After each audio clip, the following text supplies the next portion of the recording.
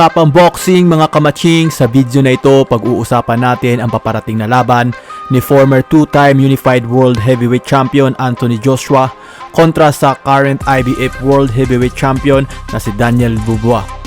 2 linggo na nga lang po ang aantayin ng mga boxing fans bago mapanood ang bakbakan sa pagitan ng dalawang mabibigat at power puncher na si Joshua at Dubois na gaganapin sa Wembley Stadium, London.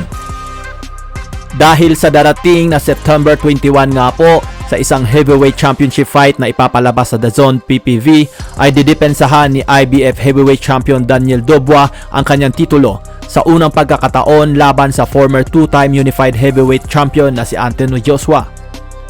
Matatandaan na natapos ang paghahari ni Anthony Joshua sa heavyweight division nang matalo siya kay Alexander Usyk noong September 2021 via unanimous decision at matapos matalo ulit sa kanilang rematch noong sumunod na taon noong August 20, 2022 via split decision. Si Joshua ay nasa lowest point na nga po ng kanyang karera matapos matalo ng 3 sa kanyang huling 5 laban noong panahong iyon. Simula noon, nakabawi na si Joshua mula sa mga pagkatalo kay Usyk sa pamamagitan ng 4 na sunod-sunod na panalo laban kina Jermaine Franklin, ang huling minutong pamalit na si Robert Helenius, Otto Wallen at kamakailan lamang ay ang pinamalas niya ang kanyang lakas sa isang laban kontra kay Francis Ngannou.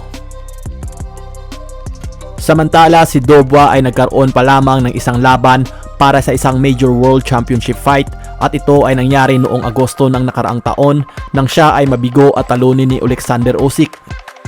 After nga pong matalo kay Usyk, tinalo ni Dubois si Jarrell Miller noong Disyembre at kamakailan lamang ay pinatumba niya si Filip Grubich noong Hunyo para makuha ang IBF Interim Championship belt. At kalaunan nga po ay binakante ni Usyk ang IBF belt at napromote si Dubois mula sa pagiging interim champion bilang tunay na IBF champion. Kaya't gagawin ni Dubois ang kanyang unang opisyal na depensa ng titulo laban kay Joshua. Sa kabila ng katotohanang hindi pa siya nananalo sa isang laban para sa isang major world championship fight. Sa laban nga pong ito, si Anthony Joshua na may karatadang 28 wins with 25 knockouts at 3 talo lamang ay haharapin ang IBF World Heavyweight Champion na si Daniel Dubois na may karatadang 21 wins with 20 knockouts at 2 talo lamang para sa pagkakataong matawag ang sarili bilang 3-time world champion at magkaroon ng ikatlong pagkakataon na harapin at talunin ang mailap na ring general na si Alexander Usyk na may undefeated record na 22 wins with 14 knockouts.